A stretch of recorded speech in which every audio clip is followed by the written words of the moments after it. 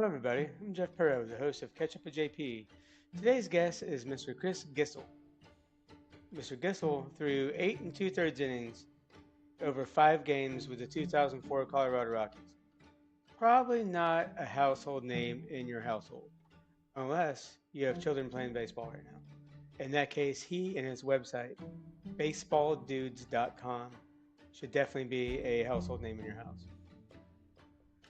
He has created quite a library of information on not just the fundamentals of the game, but most importantly, in my opinion, how to teach, how to coach, how to communicate to little kids, and also how to communicate to adults, coaches, and parents, so that they can in turn teach and coach their little kids. Well, dudes, social media, I hate to use the word influencers. Gosh, what a terrible word.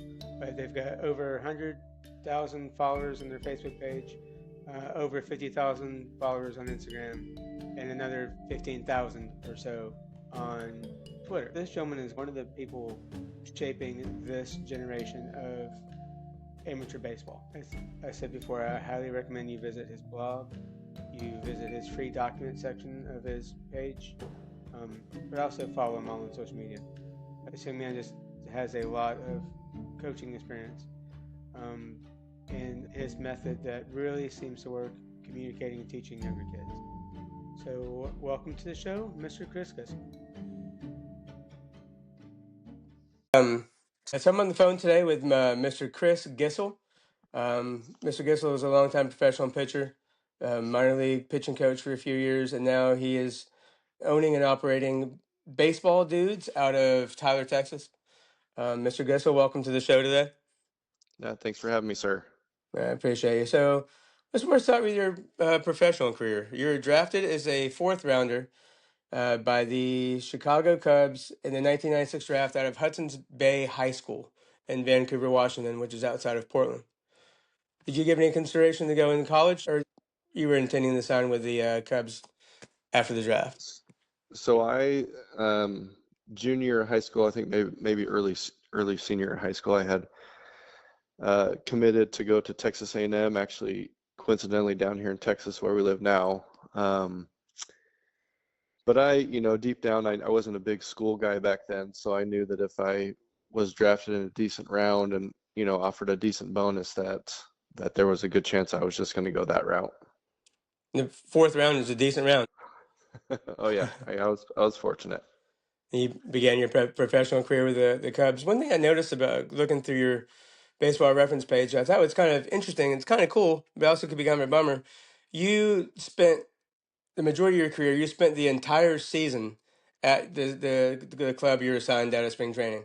There wasn't a whole lot of moving around during the season, dragging the wife, dragging the dog, dragging the kids from AA to AAA and back. Yeah, I think my third season, I spent time at I think 3 different locations, but a majority of the season was in one spot, which I think that was down in Daytona, Florida. But yeah, you're right. Most of the seasons there wasn't a lot of traveling. We had our first child. I think that was in my 7th season, and then from there, I mean, most of the traveling that my family did with me was when we went overseas. We played in Japan for a couple years, Taiwan. All the kids that were alive then, they all made the trip. So there was definitely a lot of traveling, just maybe not the bouncing back between cities. Right. So you began your career in 96. When did you get married? How long have you been married? We got married in 2000. So career started in 96. Is this somebody you met during your baseball career or somebody from before? We actually went to high school together, but did not meet until after high school. Gotcha. So I think it was my first off season that we met and just kind of went from there. Rare opportunity that it is. At first it definitely took a little bit for it to sink in, especially, talking through things with my parents, because my folks didn't quite understand the opportunity either.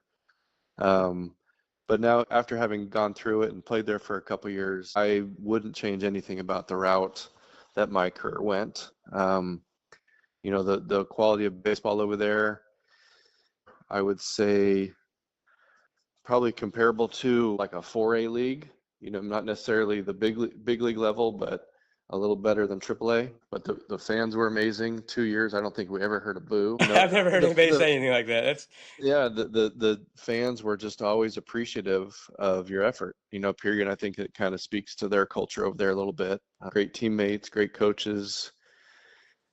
We loved the food. I mean, we would go back there just for the food, my wife and I. Um, but yeah, I'd say overall it was a great experience. I wouldn't change it for anything. I wouldn't mind going over there and coaching, to be honest. Yeah, but it was a great experience. The next year after I played over there, I came back to the States. That was in '08.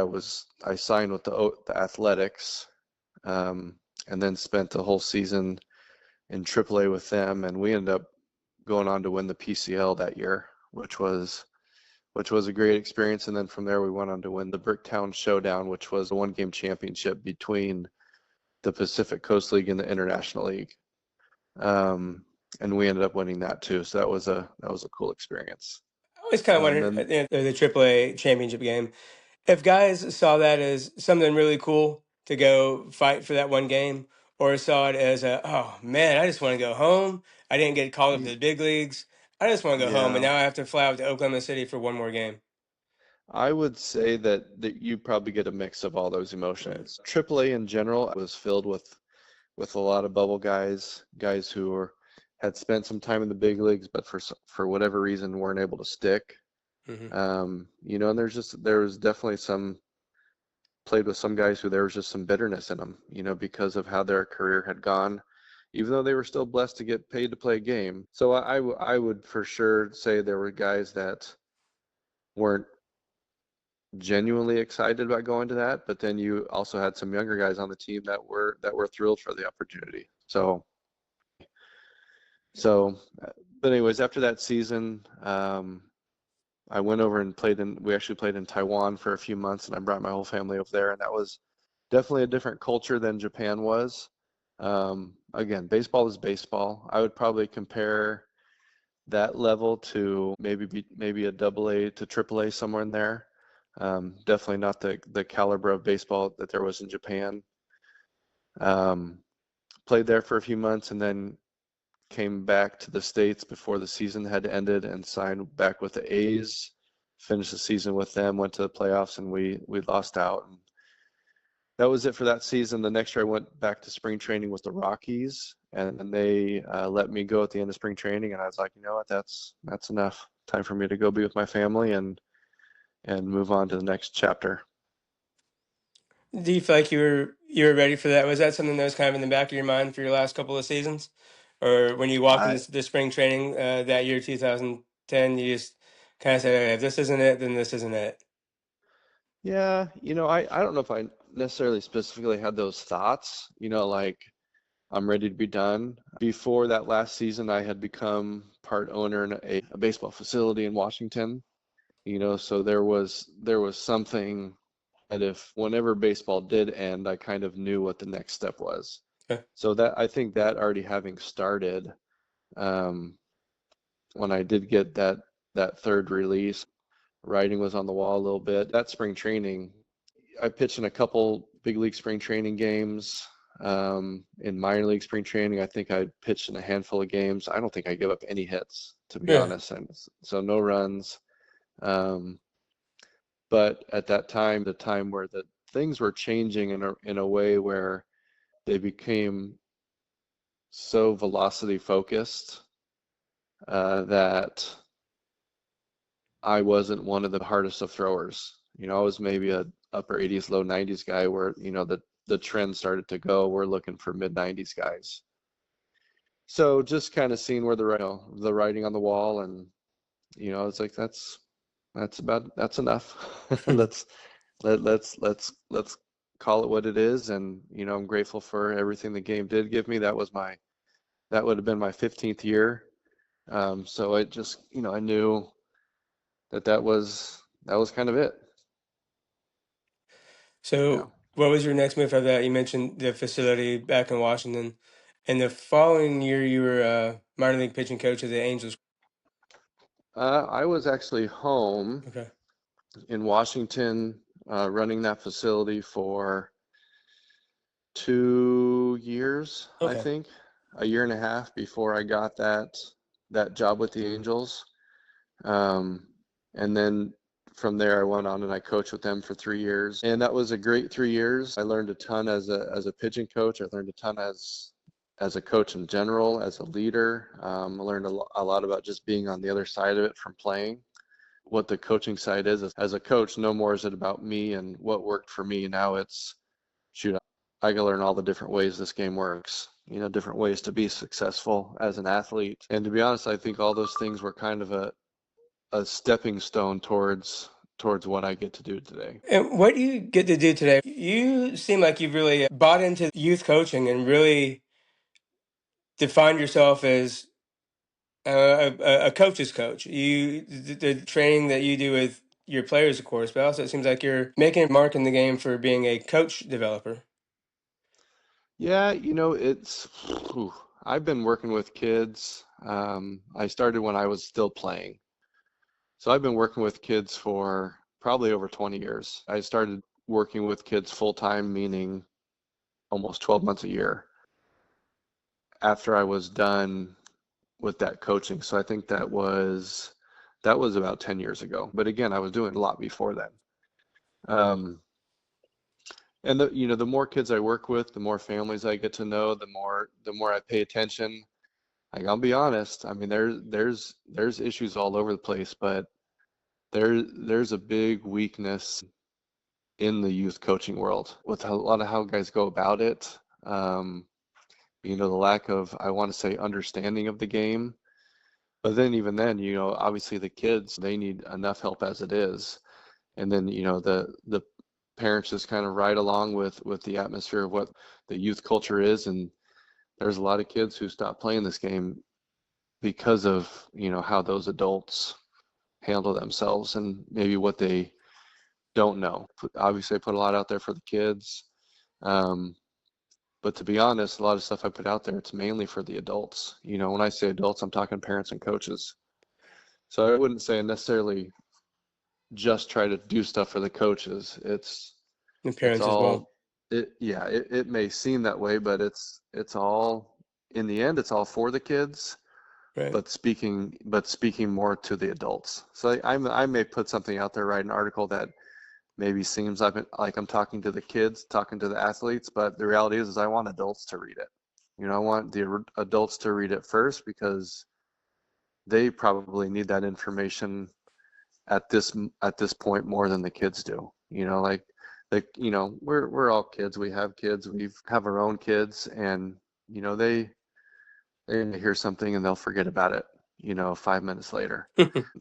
If we can get into the adults' heads and help them understand things a little bit better, whether it's on a pitching delivery, whether it's on how to run a practice, if it's how to handle the car ride home, those are all things that will be able to impact the kids and their experience in the game, just from a physical and mental standpoint. And you're really changing the perspective on it to where it gets into the parents' heads, and if their perspective and focus on the game, on what they're trying to teach their kids, it shifts, then it changes the way the kids learn the game.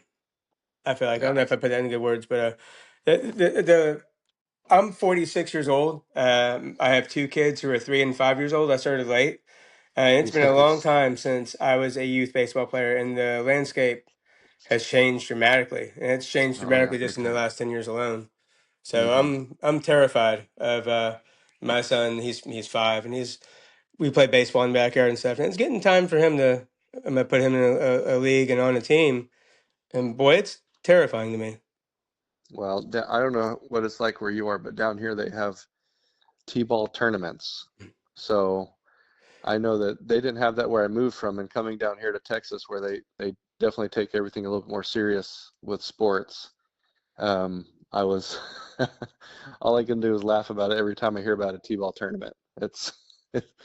It sounds crazy, but I can imagine seeing that. I'm in the Tampa Bay area, and Tampa Bay is a hotbed for baseball. And Oh, that's right. Yep.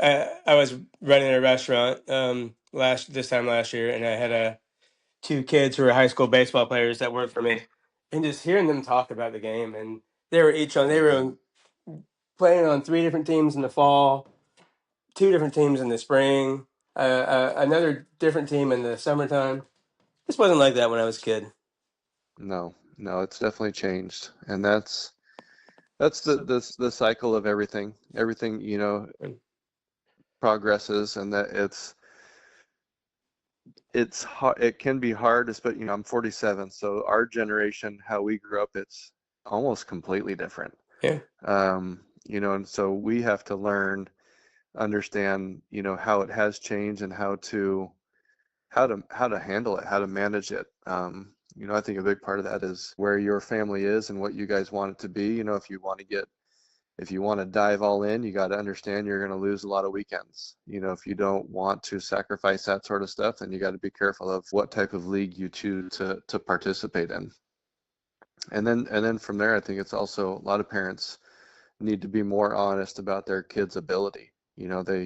They'll right. put their kids on these teams that, if you really start to understand these are pretty competitive teams, and then the next thing you know, their kid maybe doesn't have the ability or work ethic to play on that sort of team, and then now there's all this frustration happening. So When you have the coaches and people who run these facilities telling them their goods and services, blowing smoke, saying, "Yeah, your kid has a real chance if you buy this $600 program from me." Um, that yeah, sadly is part of the landscape today too. yep, oh yeah, yeah. It's become a huge business, and I got to be careful of when I even talk about that because we support our family Right. off of the game. So But just from what I've read and just from even from talking to you today, I feel like you are one of the people that go about it the right way. And I from hope so. I try to, but again, and like you said, it's a I str cycle. Everything's yeah, cyclical, and 10 years from now, it might be different than it is, and it might be going back more toward the old school ways. yeah. I would love to see more leagues myself. I understand the tournament concept. You can get a lot of baseball in just a couple days, but I would love to see it go back more towards leagues, league type play. Yeah. Maybe it will. Maybe you could be one of the guys that starts getting the word out about that, Yeah, pushing well, that. yeah, there's some out there. There's a few different parts of the country that do it. But it's everybody just wants to win a trophy. Right. Yeah, And I feel like a lot of people also just want to, pitch their $1,000 tournaments too, and then pass out trophies. Yeah, so I've been at it for 30 something years, and I don't know, just from what I've heard and kind of paid attention to. I didn't want to have kids. Kind of, my wife talked me into it a few years ago, and it's the greatest thing in the world. But I just was the guy like, I don't want to hear about these darn kids playing baseball. So I didn't pay much attention to where youth sports was over the last 30 years until kind of recently, where I have a vested interest in it, of course. But yeah, it's just hmm. something else. My goal and my whatever you want to, I just want to be a voice for the kids, and again, finding ways to reach the adults, whether it's parents or coaches, and just maybe help them give them a different perspective on the game instead of just everybody seeing how everybody else, you know, reacts to things and how they approach things.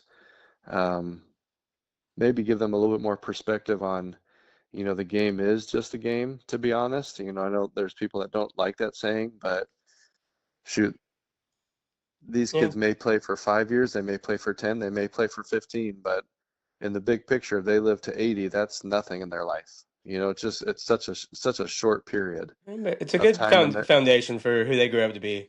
What yeah, you yeah, learn and in team sports, from work ethic to being a member of a team, to preparation, all that stuff contributes to who you are as an adult. If you end up working for Walmart, or if you end up working at a bank or being a CEO of a company, a very very small percentage of the kids you talk to is going to have any kind of college professional career, like you said.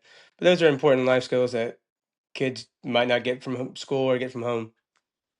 yeah, yeah. So learning how to use the game to help kids grow in those areas, I think it will always be more important than what the scoreboard says. But again, the culture is we tend to focus more on what the scoreboard says versus leading the kids. And because of that, emotions often get too high. You know, our expectations are unrealistic.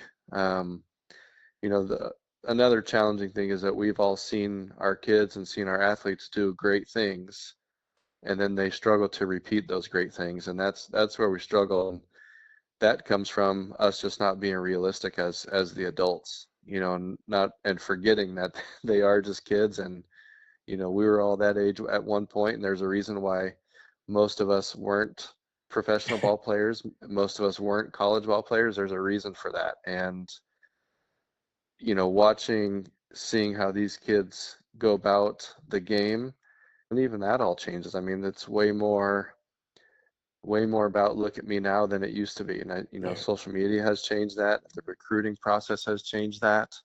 You know, we're going through that a little bit with our daughter right now, and you have to self-promote now way more than you ever did. You know, and so I think just that, Which is in a team sports environment is kind of yeah, contradictory to what you really want to do.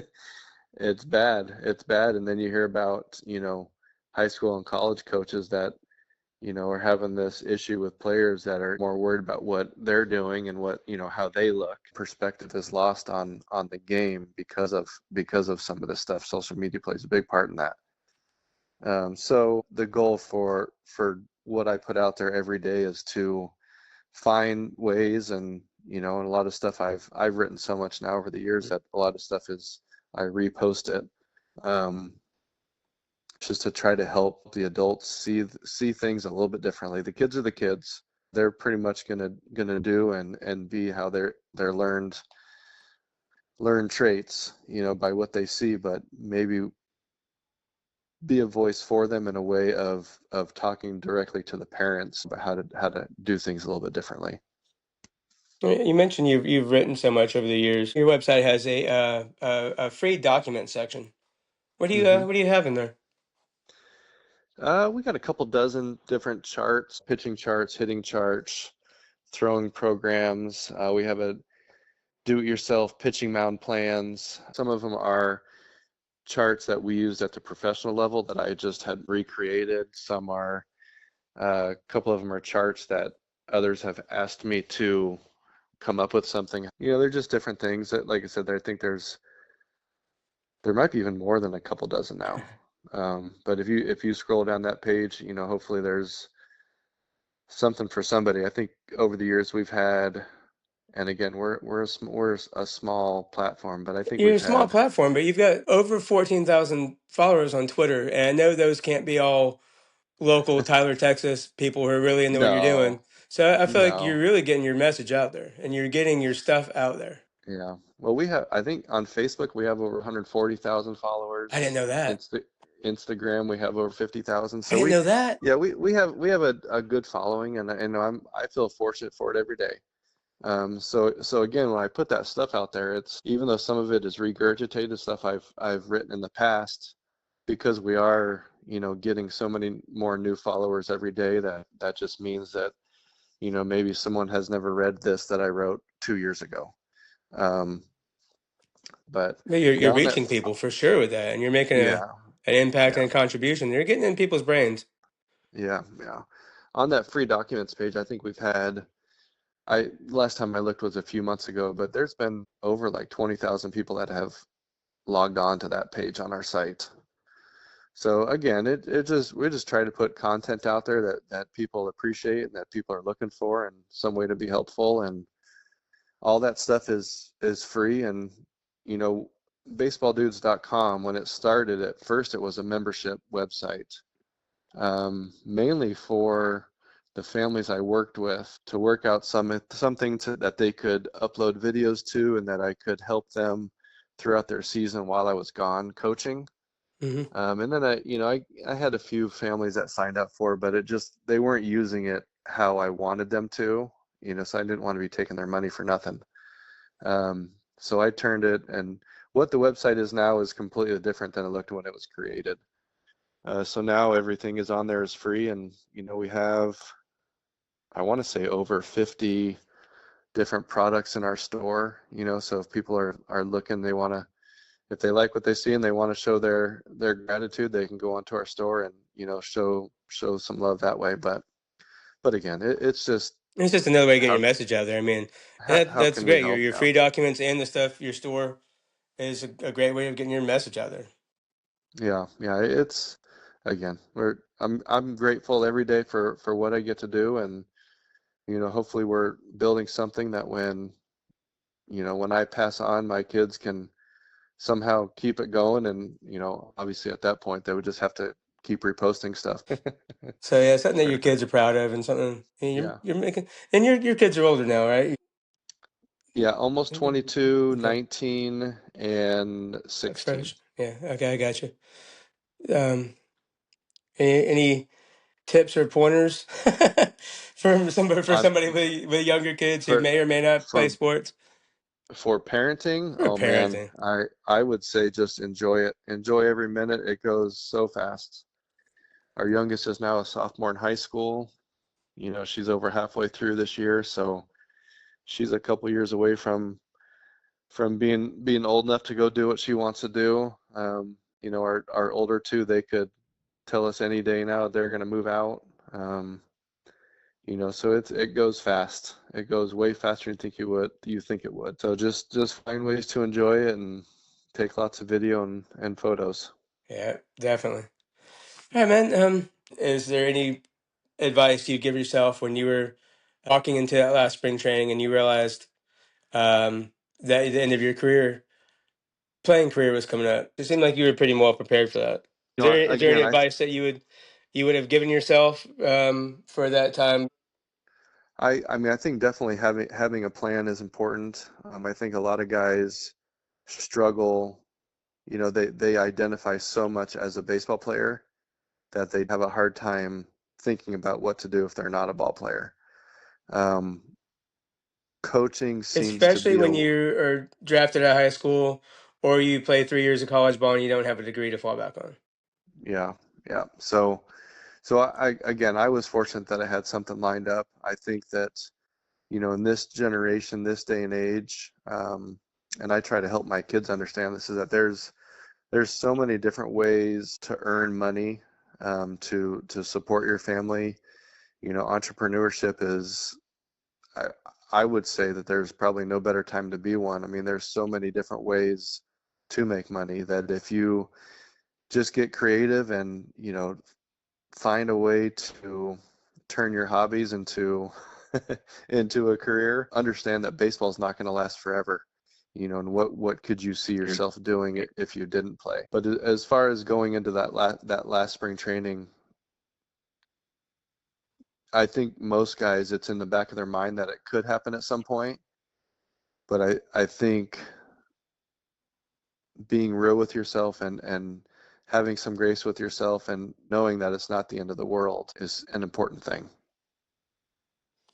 Is there anything that you would go back and talk to your 18-year-old self about as far as handling or managing your playing career? I shoot, if I knew then what I know now, everybody says Right, that. right, right. What along Yeah, those lines? I would say go into it knowing that what you've accomplished up to this point means nothing. That the world that you're about to step into is going to challenge you in ways you've never been challenged, and to when something doesn't go your way, to instead of getting embarrassed or bitter about it, think about why it didn't go your way and how you could learn from that to be better the next time. I know that early in my career, I struggled with that that concept, and because of that struggle, my emotions kind of prevented me from being consistent as a performer.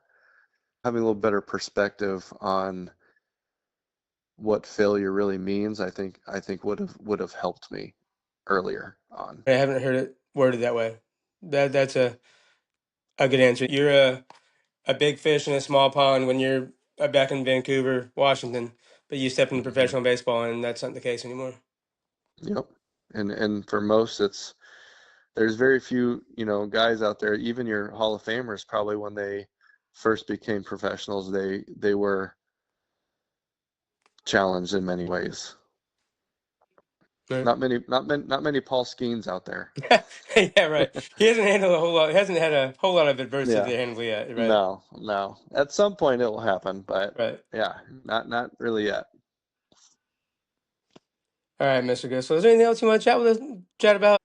Yeah, I don't think so. I appreciate the opportunity. Good luck with your project here. It's Yeah, a pretty thank you. cool concept.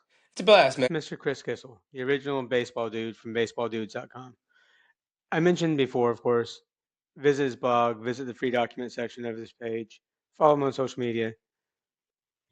But one thing I find kind of funny, he says, I have it written down right here, his exact quote, I wasn't a big school guy.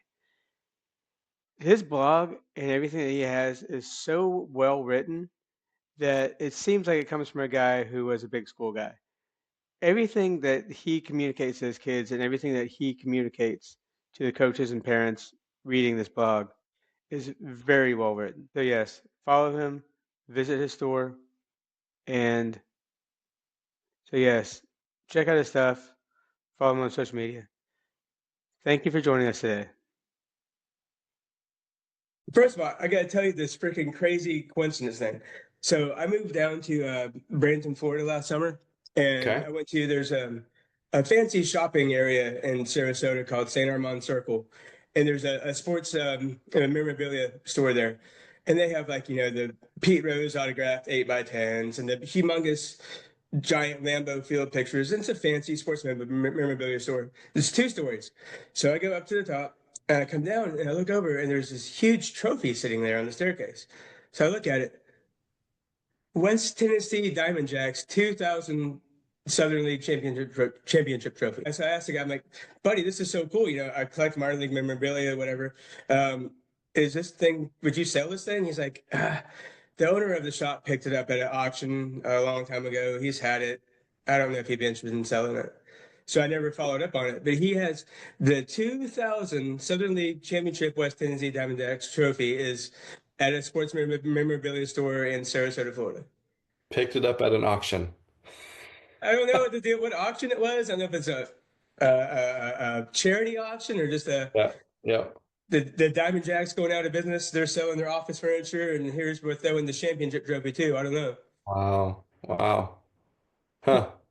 But yeah, I have a picture of that on my phone. I'll send it to you afterward, and I'll post it on this thing too. It's such a weird thing. I just put 2 and 2 together about an hour ago. On a little side note here, as soon as I hung up the phone with Chris Gissell, I was so impressed by everything he said and just the way he communicated. And in addition to the content of what he's doing, that I immediately went to baseballdudes.com, went to the shop, and got a few things. I got a fancy bracelet for the wife, me, both kids, and I got a sticker for my sticker fridge. With that said, the stuff arrived so quickly that I got it before I actually edited our phone conversation. The stuff arrived before the podcast was actually published. Pretty cool. Check out the store.